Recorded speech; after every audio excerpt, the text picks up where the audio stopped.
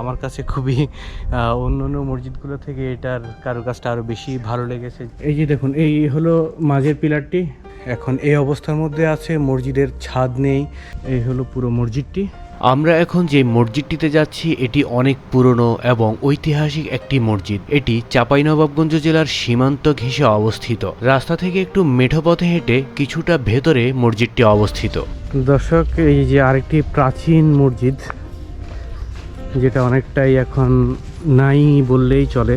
দরজবাড়ি বা দারাজবাড়ি মসজিদ গৌড় লখনৌতির বাংলাদেশ অংশের মধ্যে সর্ববৃহৎ মসজিদ, বর্তমানে ধ্বংসপ্রাপ্ত।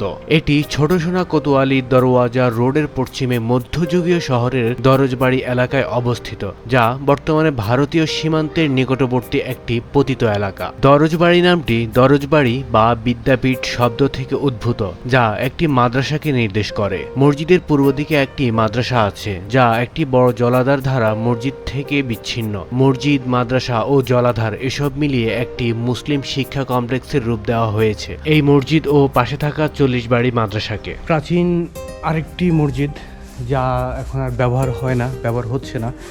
মসজিদটি টোটালি এখন এই অবস্থার মধ্যে আছে, মসজিদের ছাদ নেই, ছাদ ভেঙে গিয়েছে বলেই হয়তো এখন আর মসজিদটি ব্যবহার করা হচ্ছে না, কারণ যে কোনো মুহূর্তে হয়তো এই জিনিসগুলো ভেঙে যেতে পারে।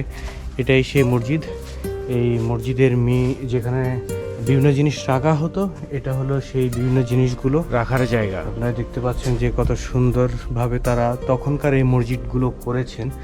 এই মসজিদটি অনেক বড়, সোনা মসজিদের মতোই বড়। সোনা মসজিদ থেকে এই মসজিদটি আরও বেশি বড় আমার মনে হচ্ছে। আপনাদেরকে যদি একটু ঘুরিয়ে দেখাই, এই যে দেখুন মসজিদের যে কারুকাজগুলো, অসাধারণ কারুকাজ তখন করেছে। তখন আসলে সকল কারুকাজের করা যতগুলো বাড়ি বা মসজিদ সবগুলোই অনেক সুন্দর সুন্দর ছিল। কত নিখুঁতভাবে তারা এই কাজগুলো তখন করত। আপনারাই দেখতে পাচ্ছেন যে মসজিদের সামনের যেখানে নামাজ পড়ানো হতো, এটাই হলো সেই নামাজের স্থান। আর এমন অনেকগুলো জায়গা আছে যেগুলোর মধ্যে বিভিন্ন জিনিস রাখা হতো। আর মাঝের যেই পিলারগুলো ছিল, এই পিলারগুলো হলো এগুলো ভেঙে গিয়েছে, এখন বর্তমানে এই অবস্থার মধ্যেই আছে।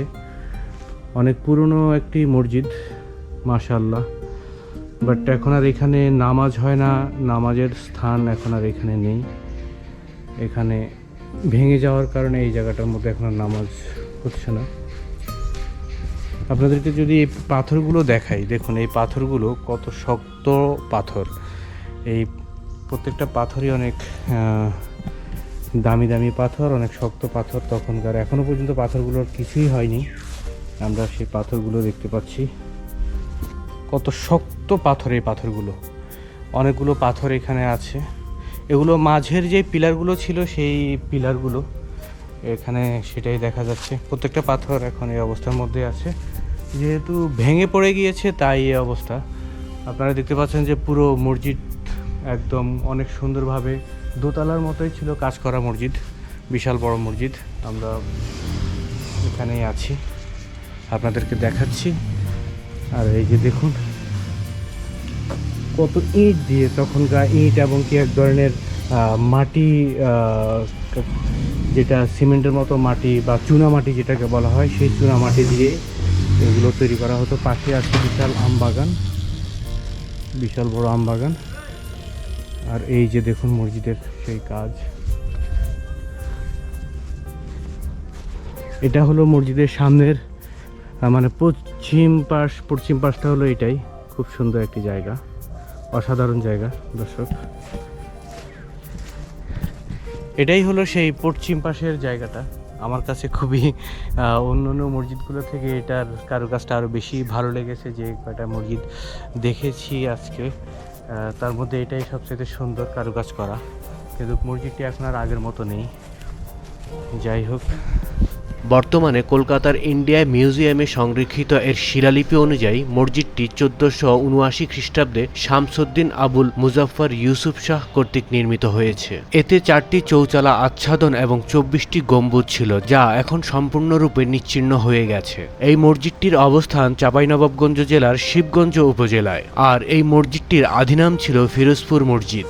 এই মসজিদটির চারপাশ ঘিরে প্রচুর পরিমাণে বর্তমানে আমের গাছ দেখা যায়। এটি একটি বিশাল এবং সুন্দর স্থাপত্য ছিল, যেখানে টেরাকোটার কাজ দেখা যেত। আচ্ছা, এই মসজিদটার নাম কি? হ্যাঁ হ্যাঁ, দরস। এটা এখন আর ব্যবহার হয় না? না, ও মানুষ নাই এখানে। এখানে মানুষ নাই, অন্য অন্য জায়গাতে ব্যবহার হয়েছে। অন্য এগুলো ব্যবহার হচ্ছে। সোনা মসজিদ হয়েছে, আপনার খানজন দিকে হয়েছে, ধনের চকে হয়েছে। আর আর আর কোনো মসজিদ আছে এদিকে?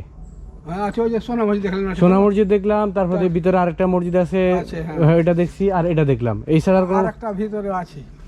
কি মসজিদ ওটা? ওটা ধনের চক। ধনেচর। ও, আর এরপর একটা 40 ঘর কাছে দেখলেন এটা?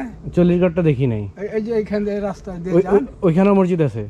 না ওখানে মসজিদ নাই, এটা খালি খালি চতুর্দিক ঘোরা ঘর আছে, 40টা ঘর আছে। 40টা ঘর আছে। এই মসজিদটা কত সালে তৈরি হয়েছিল মনে আছে এটা কিছু? আমরা কোন কথা আর দাদারাও কইতে পারবে না। দাদারাও বলতে পারবেন না? না, এরকম দাদারা দেখেছি, এরকম হারাও দেখছি। মানে এরকম ভাঙা অবস্থাতে সবাই দেখতেছে? সবাই দেখেছি, কিন্তু এই যে একটু করে চিকন দেখছেন তো, হ্যাঁ, এলে পরে করে 1300 কত সালে লেখা আছে, ওইদিকে একটু দেখতে পাবেন। ওদিকে লেখা আছে। মানে এটা ব্যবহার হয় না কত বছর থেকে?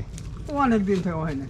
আচ্ছা, এখানে স্থানীয় মানুষদের সাথে কথা বলে যেটা জানতে পারলাম, এই মসজিদটি কত আগে নামাজ পড়া বন্ধ হয়েছে সে বলতে পারে না, এবং কি তার নাকি বাপ দাদারাও এ সম্পর্কে বলতে পারে না। কত বছর আগে মসজিদটি নির্মাণ হয়েছে সেটিও তারা ঠিক মতো জানে না। মসজিদের ভেতরে পাথরের যে পিলারগুলো ছিল সেগুলো এভাবেই ভেঙে বর্তমানে পড়ে আছে। ইট ও পাথরের স্তম্ভ এবং সুচালো খিলান ব্যবহার করা হয়েছিল এই মসজিদটিতে। এর সাথে একটি বিশাল মাদ্রাসা ছিল, যা 1500 এর দশকে সুলতান আলাউদ্দিন হোসেন শাহের আমলে প্রতিষ্ঠিত হয়েছিল, এবং এটি বাংলাদেশের প্রাচীনতম ইসলামী বিশ্ববিদ্যালয় হিসেবে বিবেচিত হয়। দর্শক দেখলেন তো বিশাল বড় একটি মসজিদ।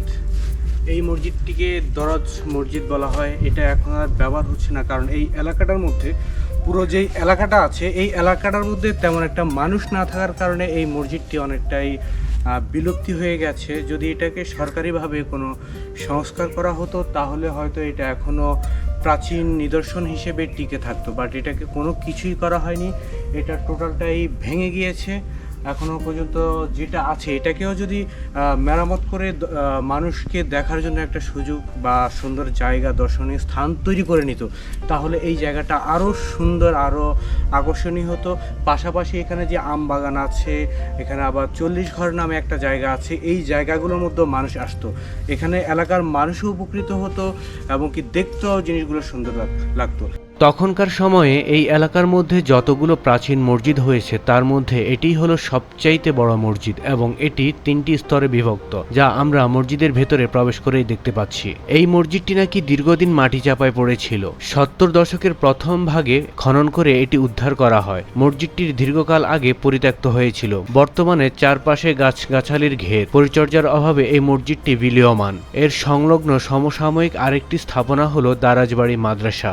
দিঘির এক পাশে মসজিদ এবং অন্য পাশে মাদ্রাসা অবস্থিত, যা এলাকার মধ্যে বর্তমানে 40 বাড়ি নামে পরিচিত, কারণ সেখানে 40টি ঘর থাকার কারণে সেটাকে এখন 40 বাড়ি নামেই ডাকা হয়। এই এলাকায় ঘুরতে আসলে আপনি অনেক প্রাচীন মসজিদ এবং রাজার বাড়ি দেখতে পাবেন। এটা হলো মসজিদের মাঝের যে অংশটুকু, এটা হলো সেটা মেন গেট যেটাকে বলা হয়, এটা হলো সেটা। আর ওই পাশে একটা জায়গা আছে, আর এই পাশটা হলো মাঝখানের জায়গা, এই পাশটা হলো আরেকটা জায়গা। মাঝখানের এই হলো পিলার, এগুলা অনেক মোটা মোটা, অনেক বড় পিলার। পাশে এই যে দেখুন, এই হলো মাঝের পিলারটি, এটি পাথরের পিলার, আর পাশে দেওয়া হলো ইট দিয়ে এভাবে পিলারগুলোকে আরও মোটা করে রেখেছে। যদি পিলারটা আমরা একটু ঘুরিয়ে দেখাই আপনাদেরকে, দেখুন কত বিশাল একটি পিলার। পুরো পাশেই ইট এবং পাথর দিয়ে তৈরি করা পিলারটি। আমরা মসজিদের বাহিরের অংশে যাই। এই হলো বাহিরের অংশ। এখানেও সামনে জায়গা ছিল, হয়তো এগুলো ভেঙে গিয়েছে, বারান্দার মতো যেটা ছিল এটা ভেঙে গিয়েছে।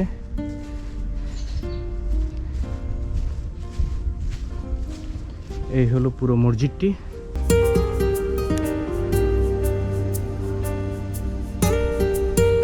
দর্শক দেখলেন তো কত বিশাল একটি সুন্দর মসজিদ। ঘুরতে আসবেন, ভালো লাগবে ঘুরলে। আমার কাছে খুবই ভালো লেগেছে এই মসজিদটি। নামাজ না পড়লে কি হয়েছে, আল্লাহর ঘর সব সময় আল্লাহর ঘরই থাকবে, আল্লাহর ঘরই এটা হিসাব। তো দেখতে পাচ্ছেন যে কত পুরনো একটি মসজিদ, এটা ভেঙে গিয়েছে, এখানে কেউ নামাজ পড়ে না। তারপরেও হয়তো এটি আরো অনেক যুগ ধরে এভাবেই দাঁড়িয়ে থাকবে, যেমনটা অনেক যুগ ধরে সে এখানে এভাবেই দাঁড়িয়ে আছে। এবং একটা সময় এই মসজিদটি এখানে আর না থাকলেও সে ইতিহাসের পাতায় সাক্ষী হয়ে থাকবে। এবং এই মসজিদের ঠিক উল্টো পাশেই আমবাগানের ভেতরে আছে দরজবাড়ি মাদ্রাসা। আগামী পর্বে আমরা তার ইতিহাস সম্পর্কে জানবো। সেই পর্যন্ত সবাই ভালো থাকুন। ভিডিওটি দেখার জন্য সবাইকে অসংখ্য ধন্যবাদ।